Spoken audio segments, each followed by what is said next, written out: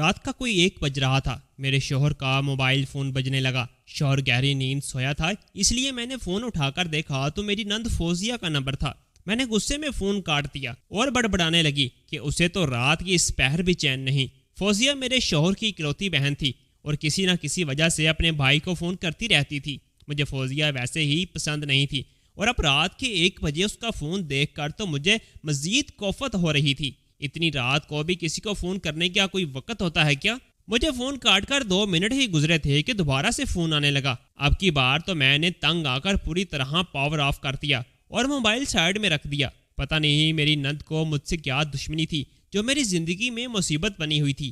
دراصل میرے شوہر کو اپنی اکلوتی بہن سے بڑی محبت تھی، اس لیے مجھے ان دونوں کا رشتہ ایک آنکھ نہیں بھاتا تھا۔ شوہر کے موبائل کو پاور آف کرنے کے بعد میں سکون سے لیٹ گئی۔ مجھے یقین تھا کہ اب صبح تک کی چھٹی ہوگی، لیکن تھوڑی دیر بعد میرا فون بجنے لگا۔ میں نے دیکھا تو شازیہ فون کر رہی تھی۔ مجھے اور شدید غصہ آیا کہ ایسی کون سی مصیبت پڑ گئی ہے جو رات کے اس پہر اسے سکون ہی نہیں آ رہا۔ میں نے سوچا تھا کہ فون اٹھا کر اسے خوب باتیں سناؤں گی، اور یہی سوچ کر میں نے فون کان سے لگایا تو دوسری طرف اس کے رونے کی آواز سنائی دینے لگی۔ بڑی مشکل سے سسکیوں کے بیچ اس نے ایسی خبر سنائی کہ میں دم بخود رہ گئی۔ وہ کہنے لگی، بھابھی آفاق اس دنیا سے چلے گئے ہیں۔ مجھے لگا شاید شازیہ کا دماغ خراب ہو گیا ہے۔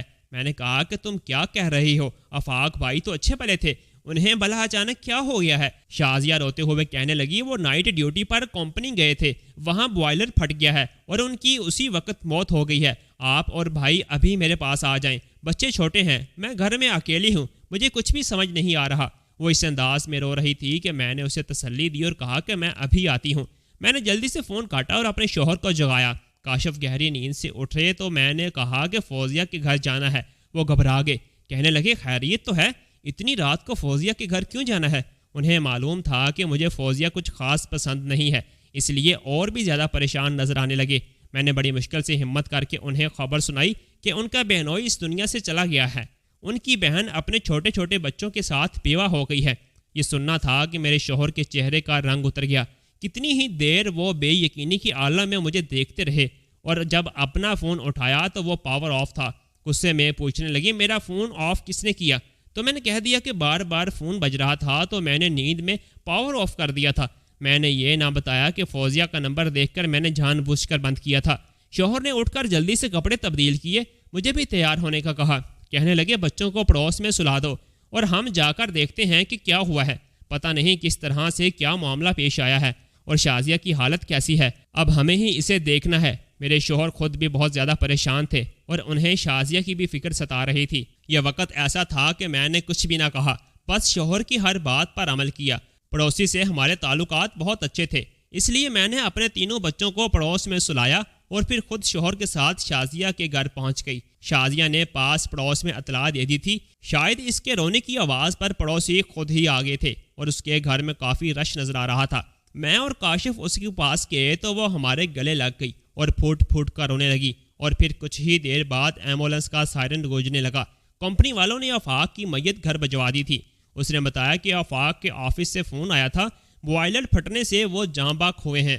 آفاق کی میت اس قدر بری طرح جلسی ہوئی تھی کہ وہ دیکھنے کے لائق بھی نہیں تھی، بس شازیہ کو ہی تھوڑی بہت شکل دکھائی گئی، اور پھر اگلے دن ظہر میں ہی آفاق کی تدفین کر دی گئی۔ آفاق کے خاندان میں بھی زیادہ لوگ نہیں تھے، اس کی 2 شادی شدہ بہنیں تھیں۔ بھائی کی موت پر وہ بھی آئیں اور غم منا کر چلی گئیں۔ پیچھے شازیہ اور اس کے 2 بچے رہ گئے۔ میرے شوہر کاشف نے ان کے سر پر ہاتھ رکھا اور پھر کہہ دیا کہ اب میری بہن میرے ساتھ رہے گی اور یہ میری ذمہ داری ہے۔ یہ سننا تھا کہ میرے سر پر آسمان گر پڑا۔ میں ہرگز بھی شازیہ کو اپنے گھر نہیں لے جانا چاہتی تھی۔ اس کے 2 بچے اور وہ میرے لیے صرف اور صرف مصیبت تھے، کیونکہ میرا شوہر ان کو بہت چاہتا تھا، اور یہی ایک بات تو میری برداشت سے باہر تھی۔ لیکن خیر، یہ وقت ایسا تھا کہ دنیا دکھاوے کے لیے مجھے اچھا بننا تھا۔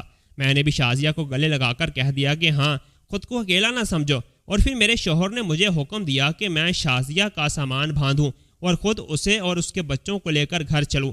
میرے دل میں آگ لگی تھی، لیکن پھر بھی میں شازیہ کا سامان باندھنے لگی۔ میں نے جان بوجھ کر شازیہ سے کہا تھا کہ فی الحال تھوڑا سا سامان باندھ دو، باقی کا بعد میں لے جائیں گے۔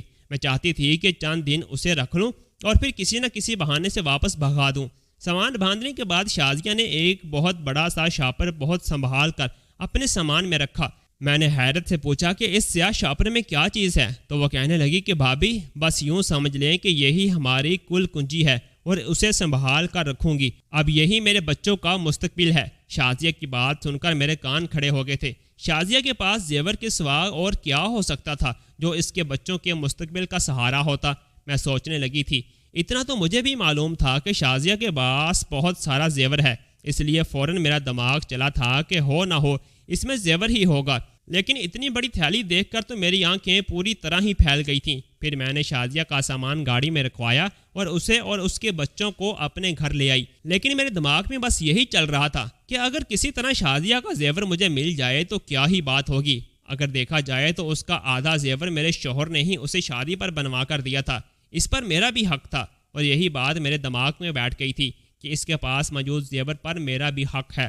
پہلے میں نے سوچا تھا کہ شازیہ کے ساتھ برا رویہ رکھ کر کچھ ہی دنوں میں اسے یہاں سے چلتا کر دوں گی، لیکن اب جب کہ میری نیت اس کے زیور پر آ چکی تھی، اس لیے میں نے سوچا تھا کہ جب تک میں یہ زیور حاصل نہیں کروں گی میں شازیہ کو اپنے گھر میں برداشت کروں گی۔ میرے شوہر نے مجھے تنبیہ کی تھی کہ میں شازیہ کا بہت خیال رکھوں اور اسے کسی بھی چیز کی کمی نہ ہونے دوں، اور میں نے اپنے شوہر کو دکھاوے کے لیے وعدہ بھی کر لیا تھا، لیکن سچ تو یہ تھا کہ میں 2 ہی دن میں بہت زیادہ پریشان ہو گئی تھی، کیونکہ شازیہ سے تعزیت کرنے والے مہمانوں کا تانتا بندھا ہوا تھا۔ ہر کسی کو معلوم ہو گیا تھا کہ ہم شازیہ کو اپنے گھر لے آئے ہیں، اسی لیے سارا خاندان اور آس پڑوس والے ہمارے گھر آ رہے تھے۔ مجھے بھی مسکرا کر سب کے سامنے میٹھا بننا پڑتا تھا۔ میں ہر کسی کے آگے شازیہ کے ساتھ بڑی بھلائی کرنے کی کوشش کرتی، کبھی اسے پانی کا پوچھتی تو کبھی کھانے کا۔ مہمانوں کو بھی یوں ہی جتلا رہی ہوتی تھی جیسے مجھے شازیہ کا بڑا ہی خیال ہو۔ ہر کوئی شازیہ سے کہہ رہا تھا کہ تمہاری تو قسمت اچھی ہے کہ بھائی بھابھی نے اتنے تمہارے سر پر ہاتھ رکھ دیا ہے اور دونوں ہی تمہارا خیال رکھ رہے ہیں، اب اپنے بچوں کی خاطر زندگی میں آگے بڑھو۔ لیکن شازیہ پر جو قیامت ٹوٹی تھی وہ کوئی کم نہیں تھی، اس لیے وہ بیچاری اپنے کمرے کی 4 دیواری میں قید ہر وقت آنسو بہاتی رہتی تھی۔ اس کے دونوں بچے میرے بچوں کے ہم عمر تھے۔ 2 دن سکون سے گزرے اور پھر تیسرے دن سے بچوں میں جھگڑے شروع ہو گئے۔ میرے 3 تھے، شازیہ کے 2، پانچوں نے مل کر پورا گھر سر پر اٹھا لیا تھا۔ میرے بچے میری ہی طرح کے تھے، وہ کوئی بھی چیز بانٹنے کے عادی نہیں تھے، اس لیے جب شازیہ کے بچوں سے کھلونے بانٹنے کا وقت آیا تو وہ کسی طور پر راضی نہ ہوئے۔ کاشف دفتر جاتے ہوئے بچوں کو سمجھا کر جاتے کہ پھپھو کے بچوں کے ساتھ مل کر کھیلنا ہے، لیکن کاشف کے جاتے ہی وہیں سے جھگڑا شروع ہو جاتا۔ میں بھی اپنے بچوں کو کچھ نہ کہتی، لیکن شازیہ کے بچوں کے ساتھ مار پیٹ شروع کر دیتی اور سارا الزام شازیہ کے بچوں پر ہی ڈال دیتی کہ وہ انتہائی بدتمیز ہیں۔ یہاں تک کہ میں نے آنے والے مہمانوں کے آگے بھی یہی رونا ڈالا تھا کہ شازیہ کے بچے بہت ہی بدتمیز ہیں، شازیہ نے ان کی اچھی تربیت نہیں کی۔ شازیہ بیچاری یہ سب کچھ سنتی لیکن خاموش رہتی اور کچھ بھی نہ کہتی۔ وہ بہت ہی زیادہ مجبور تھی اور میں اس کی مجبوریوں کا فائدہ اٹھا رہی تھی۔ اس کے بچوں کے ساتھ نہ صرف میرا رویہ خراب تھا بلکہ میں اپنے بچوں کا بچا کھچا کھانا اس کے بچوں کے آگے رکھتی تھی۔ اس کے ساتھ بھی میں ایسا ہی سلوک شروع کر چکی تھی۔ بس اپنے گھر میں نے اسے اس لیے پناہ دی ہوئی تھی کیونکہ ابھی تک وہ زیورات کی تھیلی اس کے پاس تھی۔ جس دن وہ تھیلی میرے ہاتھ لگتی تو میں خود ہی اسے دھکے دے کر باہر نکال دیتی۔ اپنے شوہر کے سامنے تو میں نے ایک اچھی بھابھی ہونے کا ثبوت دیا ہوا تھا، لیکن پیٹھ پیچھے میں بہت ہی بری تھی۔ پھر ایک دن میں نے شازیہ کے سامنے جان بوجھ کر اس طرح کی بات کی کہ حالات بہت زیادہ خراب ہیں اور اگر اس کے پاس کوئی بھی قیمتی سامان ہے تو وہ اسے بہت احتیاط سے رکھے اور چاہے تو مجھے دے دے، میں اپنی الماری کے لاکر میں رکھ دوں گی۔ میری بات سن کر وہ مسکرا دی اور کہنے لگی کہ ٹھیک ہے بھابھی، میں خود ہر چیز کا دھیان رکھ لوں گی۔ اس کی بات سن کر مجھے بڑا غصہ آیا تھا، لیکن میں نے یہ بات ظاہر نہیں کی۔ میں نے سوچا تھا کہ وہ یہ سن کر ڈر جائے گی اور مجھے اپنا سارا زیور دے دے گی تو میں الماری میں رکھنے کے بہانے خود اسے غائب کر دوں گی اور پھر کچھ بھی بہانہ بنا دوں گی کہ چوری ہو گیا ہے وغیرہ وغیرہ۔ مگر وہ تو بڑی ہی ڈھیٹ نکلی تھی، اس نے میرے حوالے کچھ بھی نہ کیا تھا اور اسی وجہ سے میں نے فیصلہ کیا تھا کہ اب مزید شازیہ کو برداشت کرنے کی بجائے میں کوئی نہ کوئی طریقہ اختیار کر کے زیور حاصل کر لوں گی اور پھر شازیہ کو یہاں سے چلتا کروں گی۔ وہ جہاں بھی جاتی مجھے اس سے کوئی غرض نہیں تھی، میں تو بس وہ زیورات چاہتی تھی جن کو دیکھے بغیر ہی میری نیت خراب ہو گئی تھی۔ میں موقع کی تلاش کرنے لگی کہ کب شازیہ یہاں وہاں ہو اور میں وہ زیورات حاصل کر لوں، لیکن میری بدقسمتی تھی کہ شازیہ زیادہ تر خود کمرے میں ہی رہتی تھی اور اگر کوئی مہمان آتا بھی تو وہ اسے اپنے پاس ہی اپنے کمرے میں بٹھا لیتی۔ شاید اس کی ایک وجہ یہ تھی کہ وہ ہمیشہ سے ہی بیٹھک کو تالا لگا کر رکھتی تھی اور میں نے کبھی اس کے مہمانوں کے لیے بیٹھک نہیں کھولی تھی، اس لیے اب جو بھی آتا وہ شازیہ کے پاس اس کے کمرے میں ہی بیٹھ جاتا۔ ایسے ہی 2 مہینے گزر گئے۔ شازیہ کی عدت تقریباً ختم ہونے کو تھی۔ میں نے سوچا کہ اب کچھ نہ کچھ کر کے مجھے وہ زیور حاصل کر لینا چاہیے اور پھر عدت ختم ہوتے ہی شازیہ کو گھر سے باہر نکال دوں گی۔ اس لیے میں نے ایک رات گلاس میں نیند کی دعا ملائی اور کچھ شازیہ کے پاس لے کر پہنچ گئی۔ یہ پہلی بار تھا کہ جب میں دودھ کا گلاس شازیہ کے پاس لے کر گئی تھی۔ وہ حیرت سے مجھے دیکھنے لگی۔ میں نے سائڈ ٹیبل پر دودھ کا گلاس رکھا اور کہا کہ تم نے خود کو اتنا کمزور کر لیا ہے، اپنا خیال رکھو گی تو ہی اپنے یتیم بچوں پر توجہ دے پاؤ گی۔ وہ دونوں بیچارے باپ کے چلے جانے پر بہت ہی افسردہ ہیں، ہر وقت ایک کونے میں ڈرے سہمے سے رہتے ہیں۔ تم اپنی صحت کا خیال رکھو گی تو پھر ہی تمہیں پتہ چلے گا کہ تمہارے بچے اس وقت کس دور سے گزر رہے ہیں۔ میں نے اسے بچوں کا احساس دلاتے ہوئے دودھ پینے کا کہا تھا۔ میری بات سن کر وہ دھیمے سے مسکرا دی تھی اور کہنے لگی، بھابھی آپ کا بہت شکریہ، آپ میرا بہت خیال رکھتی ہیں۔ اس کی بات سن کر میں دل ہی دل میں ہنسی تھی اور پھر واپس پلٹ آ گئی تھی۔ اب مجھے انتظار تھا کہ کب آدھی رات ہوتی، وہ گہری نیند سوتی اور میں جا کر اس کے کمرے سے زیورات نکال لیتی اور پھر اسے ہمیشہ کے لیے یہاں سے چلتا کرتی۔ کاشف بھی اس رات گھر پر نہیں تھے، اس لیے مجھے سکون تھا۔ ان کے دوست کی شادی تھی، وہ کہہ کر گئے تھے کہ وہ رات کو دیر سے آئیں گے، اس لیے میں اکیلی ہی اپنے کمرے میں لیٹی تھی اور مجھے وقت گزرنے کا انتظار تھا۔ مجھے یہ معلوم تھا کہ دودھ پینے کے بعد گھنٹے بھر میں شازیہ گہری نیند سو جائے گی اور پھر میں آسانی سے اپنا کام کر لوں گی۔ اور پھر اسی طرح رات کا 1 بج گیا تھا۔ میرے شوہر کو 2-3 بجے سے پہلے واپس نہیں آنا تھا، اس لیے میں چپ کے پاؤں اپنے کمرے سے نکلی اور شازیہ کے کمرے میں پہنچ گئی۔ کمرے کا دروازہ تھوڑا سا کھلا ہوا تھا۔ میں نے بڑی آہستگی سے اندر قدم رکھا اور یہ دیکھ کر میرے ہوش اڑ گئے کہ میری نند شازیہ رات کے اس پہر اپنے کمرے میں اکیلی نہیں تھی، بلکہ وہ میرے شوہر کاشف کے ساتھ تھی۔ میں حیرت سے آنکھیں پھاڑ کر اپنے شوہر کو دیکھ رہی تھی۔ وہ تو شادی میں جانے کا کہہ کر گھر سے نکلے تھے، پھر وہ شازیہ کے ساتھ اس کمرے میں کیا کر رہے تھے؟ کمرے میں معمولی سی روشنی تھی۔ شازیہ کے دونوں بچے سو رہے تھے، شاید اس لیے اس نے لائٹ نہیں جلائی تھی۔ اندھیرے میں مجھے میرا شوہر اور شازیہ بستر پر بیٹھے نظر آ رہے تھے، لیکن ان دونوں کا رخ میری طرف نہیں تھا، اس لیے وہ میری موجودگی سے بے خبر تھے۔ کاشف کو شازیہ کے ساتھ بیٹھا دیکھ کر مجھے بہت زیادہ غصہ آیا تھا۔ رات کے اس پہر وہ میرے ساتھ نہیں بلکہ اپنی بہن کے ساتھ تھے۔ ان کا یہاں کیا کام تھا؟ اگر وہ شادی سے واپس لوٹ کر آ بھی گئے تھے تو میرے کمرے میں کیوں نہیں آئے تھے؟ یہاں کیا کر رہے تھے؟ مجھے یقین تھا کہ شازیہ میری پیٹھ پیچھے انہیں میرے خلاف بھڑکا رہی ہوگی یا پھر میرے شوہر سے پیسے وصول کرنا چاہتی ہوگی، جبھی تو انہیں یہاں بٹھا کر رکھا تھا۔ میں وہیں دروازے کے ساتھ کان لگا کر کھڑی ہوگی، لیکن کچھ ہی دیر بعد جو حقیقت مجھ پر کھلی اس نے میرے ہوش اڑا کر رکھ دیے تھے۔ جو سچائی مجھ پر کھلی تھی اس کے بارے میں تو میں نے کبھی سوچا بھی نہیں تھا، اور اس لیے میں چکرا کر گرتے گرتے بچی تھی۔ میں نے دیوار کا سہارا لے لیا تھا اور پھر ساری بات سننے کے بعد میں واپس اپنے کمرے میں آ کر بیٹھ گئی۔ میری آنکھوں سے آنسو بہہ رہے تھے۔ میں سوچ بھی نہیں سکتی تھی کہ میرے شوہر نے مجھ سے اتنی بڑی حقیقت چھپائی ہوگی۔ کچھ ہی دیر گزری تو میرے شوہر کاشف کمرے میں آئے اور مجھے اس طرح روتا ہوا دیکھ کر کہنے لگے، خیریت تو ہے؟ تمہیں کیا ہوا ہے؟ سوئی کیوں نہیں ہو ابھی تک؟ میں نے اپنے شوہر سے پوچھا، آپ کہاں سے آ رہے ہیں؟ تو وہ سر جھکا کر کہنے لگے، پتہ تو ہے تمہیں، شادی میں گیا تھا۔ میں نے حیرت سے کاشف کو دیکھا، وہ ابھی بھی جھوٹ کا سہارا لے رہے تھے، اور پھر مجھ سے برداشت نہ ہوا تو میں کھڑی ہو گئی اور غصے میں کہا، کاشف میں آپ کی بیوی ہوں، لیکن آپ پھر بھی مجھ سے باتیں چھپاتے ہیں، جھوٹ بولتے ہیں۔ میں نے خود آپ کو شازیہ کے کمرے میں دیکھا ہے، اور جو باتیں آپ دونوں کر رہے تھے وہ بھی میں نے سن لی ہیں۔ میں اچھی طرح جان گئی ہوں کہ آپ دونوں بہن بھائیوں کے درمیان کیا چل رہا ہے، لیکن دکھ تو مجھے اس بات کا ہے کہ ایک ہی چھت کے نیچے رہتے ہوئے میں اتنی بڑی بات سے بے خبر رہی۔ آپ نے مجھے اس بارے میں کچھ نہیں بتایا۔ میری بات سن کر کاشف کا سر جھک گیا اور کہنے لگے، میں ڈر گیا تھا کہ اگر تمہیں اس بارے میں پتہ چلے گا تو پتہ نہیں تم کس طرح سے پیش آؤ گی۔ میں اچھی طرح جانتا ہوں کہ تمہیں شازیہ اور اس کے بچوں کا وجود پہلے ہی برداشت نہیں ہے۔ اب اگر تمہیں یہ بات پتہ چلتی کہ میری نوکری چھوٹ گئی ہے اور میری کمائی کا ذریعہ ختم ہو گیا ہے تو تم پہلی فرصت میں شازیہ اور اس کے بچوں کو اس گھر سے نکال دیتی۔ میں بہت زیادہ پریشان تھا، اس لیے میں اپنی یہ پریشانی تم سے بانٹ بھی نہیں سکتا تھا کہ تم الٹا میرے لیے اور مسئلہ کھڑا کر دو گی۔ شازیہ میری بہن تھی، وہ میرا چہرہ پڑھنا اچھی طرح جانتی تھی۔ پچھلے 2 دن سے وہ مجھ سے بار بار پوچھ رہی تھی کہ بھائی کیا ہوا ہے، لیکن میں اس کی تکلیف کی وجہ سے خاموش تھا۔ پھر آج میں شادی سے بھی اسی لیے جلد لوٹ آیا کیونکہ میرا وہاں بھی دل نہیں لگ رہا تھا۔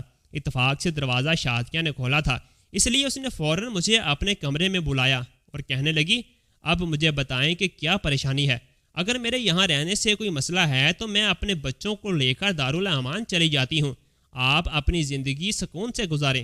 شازیہ کی بات سن کر میں نے کہا کہ نہیں، یہ بات نہیں ہے، مجھے تمہارے یا تمہارے بچوں سے کوئی مسئلہ نہیں ہے۔ دراصل میری نوکری چھوٹ گئی ہے اور اسی وجہ سے میں بہت پریشان ہوں کہ اب گھر کا گزارا کس طرح ہوگا۔ اپنی بیوی بچوں کے ساتھ ساتھ مجھ پر تمہارے اور تمہارے بچوں کی ذمہ داری بھی ہے، اور یہی بات مجھے بہت زیادہ پریشان کر رہی ہے۔ یہ سننا تھا کہ شازیہ نے سیاہ رنگ کا ایک شاپر میرے ہاتھ میں دیا اور کہنے لگی، بھائی اس میں سارے زیورات ہیں، جو کچھ آپ نے مجھے شادی پہ دیے تھے اور جو کچھ آفاق نے مجھے بنوا کر دیے تھے۔ اگر یہ آپ کے کچھ کام آ جائیں تو کیا برا ہے، آپ انہیں فروخت کر دیں اور اپنا ایک چھوٹا سا جنرل سٹور کھول لیں۔ ویسے بھی ہمارے کونے کا مکان ہے، اگر آپ اپنے گھر میں ہی ایک جنرل سٹور کھول لیں گے تو آپ کا کاروبار چل پڑے گا۔ میں دعا کروں گی کہ اللہ میرے بھائی کو کاروبار میں برکت دے۔ اور شازیہ نے اپنا سارا زیور میرے ہاتھ میں رکھ دیا تھا، لیکن مجھے یہ بات گوارا نہیں تھی کہ میں اپنے یتیم بھانجے بھانجیوں کا حق کھاؤں اور اپنی بیوہ بہن کے پیسوں سے کاروبار شروع کروں۔ اس لیے میں نے اسے وہ زیور واپس کر دیا ہے اور اسے کہا ہے کہ میں جلد ہی نوکری تلاش کر لوں گا۔ بس میں اور شازیہ یہی بات کر رہے تھے، لگتا ہے تم نے ہماری بات سن لی ہے۔ کاشف سر جھکا کر بیٹھے تھے اور ان کی بات سن کر میں ان کے قدموں میں بیٹھ گئی تھی۔ مجھے بہت افسوس تھا کہ میرے شوہر نے مجھ پر اعتبار نہیں کیا تھا، لیکن اس میں غلطی میرے شوہر کی نہیں بلکہ میری تھی۔ میں تو ہمیشہ سے ان کی بہن اور ان کے بچوں کے خلاف تھی، اور اسی ڈر سے وہ مجھے اپنی زندگی کی اتنی بڑی پریشانی نہیں بتا سکے تھے۔ دوسری طرف شازیہ پر آفرین تھی، میں نے ایک دن بھی اسے سکون سے نہیں رہنے دیا تھا۔ کبھی اس کے بچوں کو مارتی تو کبھی ہی انہیں باسی کھانا دیتی، اور وہ میرے اور میرے بچوں کی خاطر اپنا سارا زیور میرے شوہر کو دینے کو تیار تھی۔ میں نے اپنا زیور نکال کر اپنے شوہر کے ہاتھ میں رکھا اور کہا کہ آپ اسے فروخت کر دیں اور اس سے کریانہ سٹور کھول لیں۔ شازیہ کا مشورہ برا نہیں ہے، واقعی ہمارا بڑا سا کارنر کا مکان ہے، یہاں پر اچھی دکان کھل جائے گی اور انشاءاللہ ترقی بھی کرے گا، اور میں اور شازیہ دونوں آپ کا ساتھ دیں گے اور ہم مل کر آپ کے شانہ بشانہ کھڑے ہوں گے۔ شازیہ کے لیے میرے دل میں جو نفرت تھی وہ اس کے قدموں کی وجہ سے پوری طرح ختم ہو گئی تھی۔ میں جان گئی تھی کہ وہ ایک نیک دل عورت ہے جس نے اپنا سارا زیور فوراً میرے شوہر کے ہاتھ پر رکھ دیا اور اپنے بچوں کے مستقبل کا بھی نہیں سوچا تھا۔ پھر بھلا میں کیوں پیچھے رہتی؟ کچھ دیر تک تو کاشف انکار کرتے رہے، لیکن پھر میں نے آواز دے کر شازیہ کو بلا لیا، وہ بھی چلی آئی۔ میں نے اسے بتا دیا کہ میں نے سب سنا ہے اور اس کے بھائی کی بات سن لی ہے اور میں اس کے مشورے کو بالکل صحیح سمجھتی ہوں۔ یہ سن کر شازیہ خوش ہوگی۔ پھر میں نے اپنا اور شازیہ کا زیور شوہر کے حوالے کیا۔ میرے شوہر نے وہ زیور فروخت کیا اور ایک کریانہ سٹور کھول دیا۔ میں شازیہ کے ساتھ مل کر گھر بھی سنبھال رہی تھی، اور جب بھی میرے شوہر دکان کا سامان لینے بڑے بازار جاتے تو ہم دونوں باری باری دکان بھی دیکھتی تھی۔ ہم دونوں کی محنت سے دکان خوب ترقی کر رہی تھی۔ ہم دونوں کے بچے ایک ہی اسکول میں پڑھنے لگے تھے اور ہماری محبت دیکھ کر بچوں میں بھی محبت پیدا ہو گئی تھی۔